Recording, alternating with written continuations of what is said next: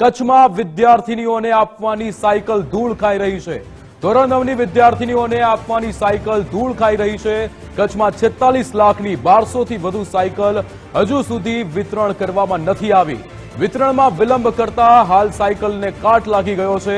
સરસ્વતી સાધના યોજના હેઠળ વિદ્યાર્થીઓને આપવાની આ સાયકલ 1.5 વર્ષમાં માત્ર 12,000 સાયકલનું જ વિતરણ કરવામાં આવ્યું છે। અંજાર આશ્રમ શાળા, નચિકેતા કુમાર અને નખત્રાણા છાત્રાલયમાં કાટ ખાઈ રહી છે સાયકલ। આપણી સાથે કૌશિક છાયા કચ્છથી જોડાઈ ગયા છે। કૌશિક, જે રીતે કચ્છમાં વિદ્યાર્થીઓને આપવાની સાયકલ ધૂળ ખાઈ રહી છે, શું વિગતો? જી ચોક્કસથી ગુજરાતમાં સરસ્વતી સાધના યોજના હેઠળ ધોરણ 9ની વિદ્યાર્થીઓને પ્રવેશોત્સવમાં 2023માં કુલ 1.70 લાખ સાયકલો આપવાની હતી। 1.5 વર્ષ વીત્યા બાદ પણ માત્ર 7% એટલે કે 12,000 સાયકલોનું વિતરણ કરવામાં આવ્યું છે। અને જોવા જઈએ તો કચ્છ જિલ્લામાં આ જ પરિસ્થિતિ અહીં જોવા મળી રહી છે। અને કચ્છમાં 46 લાખની 1200થી વધુ સાયકલ વિતરણ કર્યા વિના પડી રહેતા કાટ ખાઈ રહી છે। છાત્રાલય આશ્રમ શાળામાં રખાયેલી સાયકલો સાચવવા માટે સ્ટાફને રાત્રિ દરમિયાન ઉજાગરા કરવા પડે છે અને શાળાના મેદાનમાં સાયકલો હોવાથી બાળકો રમી પણ નથી શકતા।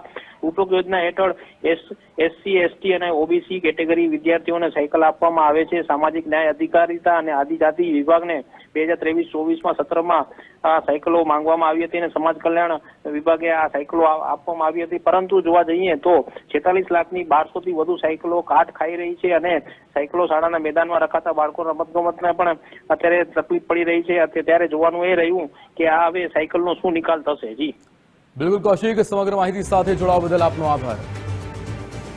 ધોરણ 9ની વિદ્યાર્થીઓને આપવાની આ સાયકલ ધૂળ ખાઈ રહી છે। કચ્છમાં 46 લાખની 1200થી વધુ સાયકલ કે જેનું વિતરણ થયું જ નથી। વિતરણમાં વિલંબ કરતા હાલ આ સાયકલને કાટ પણ લાગી ગયો છે।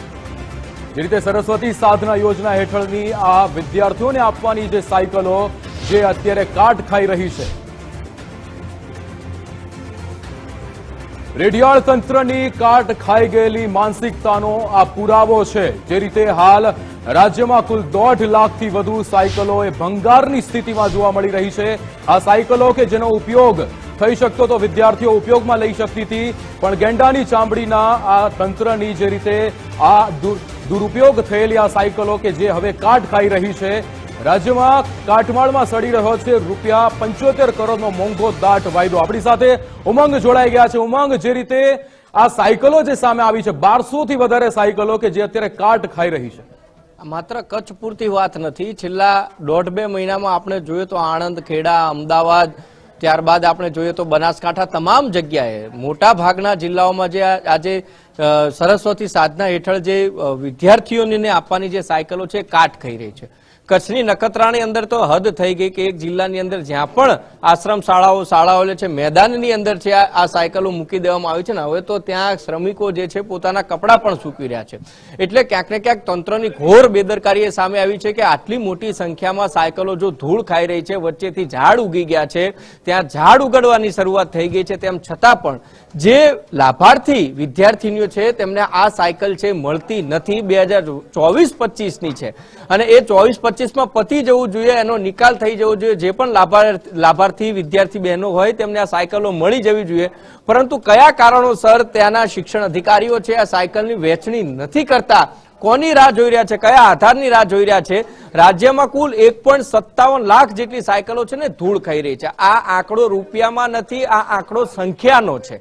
તમે સમજો કે ગુજરાત રાજ્યની અંદર 1.57 લાખ જેટલી સાયકલો જો ધૂળ ખાતી હોય તો આ ધૂળ ખાતી જે સંખ્યા છે સાયકલોની તેની એની કિંમત કેટલી થશે? તો આ કિંમતનો આપણે આંકલન કરીએ તો લગભગ કરોડ રૂપિયા કરતા પણ વધારે થાય।